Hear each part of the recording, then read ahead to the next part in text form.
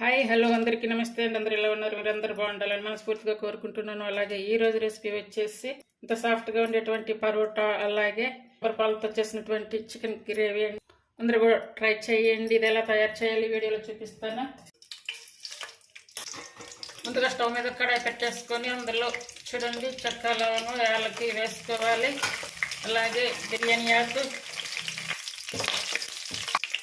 కడిగి పెట్టుకున్నటువంటి half KG chicken తీసుకొని వేసుకోవాలి. అలాగే టేస్ట్ సరిపడా సాల్ట్, అల్లం వెల్లుల్లి పేస్ట్ అయితే హాఫ్ స్పూన్ వేసుకుంటున్నాను. ఈ చికెన్ ఇలానే ఆయిల్లో ఫ్రై చేసుకోవాలి. అలాగే సన్నగా కట్ చేసుకున్న ఉల్లిపాయలు, ఈ ఉల్లిపాయలు ఒక మీడియం సైజు ఉల్లిపాయ తీసుకొని బాగా సన్నగా కట్ చేసుకోవాలి.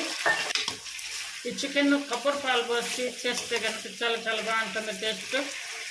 అందరు కూడా తయారు చేయడానికి ట్రై చేయండి. కొత్తగా నేర్చుకునే వాళ్ళు కూడా చాలా ఈజీగా చేసుకోవచ్చు. అలాగే బ్యాచిలర్స్ కానీ అందరికీ కూడా చాలా ఈజీ రెసిపీ అని చెప్పవచ్చు. ఇది మిడిల్కి అలాగే సిమ్ మీదకి మార్చుకుంటూ దీన్ని మూత పెట్టి ఫ్రై చేసుకోవాలి. ఇప్పుడు చూడండి సన్నగా కట్ చేసినటువంటి పుదీనా, అలాగే కరివేపాకు, ఈ చికెన్ పీసెస్ అన్నీ కూడా ఇలా ఉడికించుకున్నాము కదా. ఇప్పుడు పావు స్పూన్ అయితే పెప్పర్ పౌడర్ వేసుకోవాలి. అలాగే ఒక స్పూన్ వచ్చేసి కర్రీ పౌడర్, అలాగే ఒక స్పూన్ వచ్చేసి కారం కొంచెం ఎక్స్ట్రా అయితే తీసుకుంటున్నాను ఇందులో. అలాగే హాఫ్ స్పూన్ వచ్చేసి గరం మసాలా. ఇవన్నీ కూడా బాగా కలుపుకోవాలి. ఇప్పుడు ఇవన్నీ ఇలా కలిపాము కదా. ఇలా కలుపుకున్నాక ఇందులో చూడండి ఈ టమాటా ఇది ఉడికించి అలా అయితే చేయలేదు. ఉడికించి కానీ అలాగే ఆయిల్లో ఫ్రై చేసి కానీ అలా చేయకుండా బాగా పండినటువంటి 3 చిన్న టమాటాలు తీసుకొని ఇలా అయితే చేసుకోవాలి. చూడండి ఇలా చేసుకోవాలి. ఇంకా వాటర్ కూడా అవసరం లేదు ఇందులో. బాగా పండిన టమాటాలు అయితే తీసుకోవాలి. చూడండి ఆ టమాటాలన్నీ కూడా ఇలా కలపంగా ఆ పేస్ట్ అయితే అలా గుజ్జు అయితే వస్తుంది. ఇలా ఉడికించి ఆయిల్లో ఫ్రై చేసి కాకుండా ఇలా వేసి కర్రీ చేయండి, చాలా బాగుంటుంది. టేస్ట్ కూడా వేరేగా బాగుంటుంది. అయితే బాగా పండిన టమాటాలు మాత్రం తీసుకోవాలి. ఇదంతా కూడా మూత పెట్టి ఉడికించుకోవాలి. పచ్చి టమాటాలు గుజ్జు తీయాలంటే కొంచెం కష్టంగా ఉంటుంది. కాబట్టి కొంచెం బాగా పండిన టమాటాలు ఉంటాయి కదా, ఆ టమాటాలు తీసుకొని ఇలా చేసుకుంటే కనుక మంచికి వాటర్ అనేది పోయకుండా కర్రీ అయితే తయారు చేసుకోవచ్చు. ఇప్పుడు కొబ్బరి, పాతి భాగం కొబ్బరి చిప్ప తీసుకొని ఇలా మెత్తగా పేస్ట్ చేసుకొని కొబ్బరి పాలు మాత్రమే తీసుకోవాలి ఇందులో పోసుకోవాలి. చూడండి ఇలా కొబ్బరి పాలు పోసి చేయడం వల్ల కర్రీ ఇంకా టేస్ట్ వస్తుంది.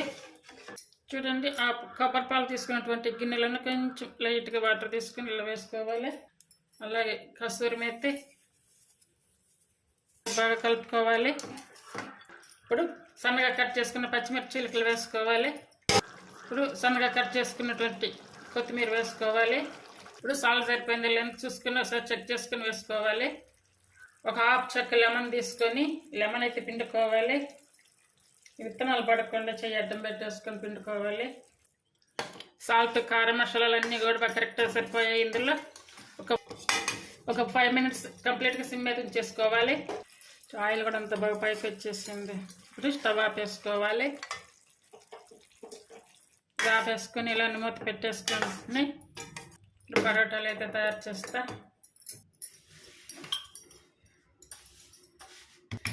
చూడండి చేసేటప్పుడు ఇక్కడ పొరలుగా మంచిగా వస్తున్నాయి కదా పరోటా. ఇలా చేసేసుకొని కాల్చుకోవాలి. మంచిగా స్టవ్ మీద పెనం పెట్టేసుకొని పరోటాలు అయితే ఇందులో వేసేసుకోవాలి. ఇందులో మైదా పిండి, అలాగే గోధుమ పిండి, కొంచెం డాల్డా, సాల్ట్, వాటర్ అయితే వేసి కలిపాను. పరోటా 4 పట్టలు కాలేలా చూసుకోవాలి. బటర్ కానీ ఆయిల్ కానీ వేసుకొని కాల్చుకోవాలి. అండి పరోటా అయితే రెడీ అయ్యింది. చూడండి చికెన్ కర్రీ అయితే చాలా బాగా వచ్చింది. ఈ రెసిపీ మీకు నచ్చినట్టయితే ప్లీజ్ లైక్ చేసి, షేర్ చేసి, సబ్స్క్రైబ్ చేయండి. హైప్ ఆప్షన్ ఉందండి, హైప్ పాయింట్స్ ఇచ్చి ఛానల్ సపోర్ట్ చేయండి. అలాగే ఈ కర్రీ అన్నింటిలో కూడా చాలా చాలా టేస్టీగా ఉంటుంది. అందరూ కూడా ట్రై చేయండి. పరోటా అయితే ఎంత మెత్తగా ఉందో. నచ్చినట్టయితే ఫాలో అవ్వండి. ఇలా కొబ్బరి పాలు పోసి చేయడానికి కూడా ట్రై చేయండి. చూడండి థ్యాంక్ యూ ఫర్ వాచింగ్. చూడండి.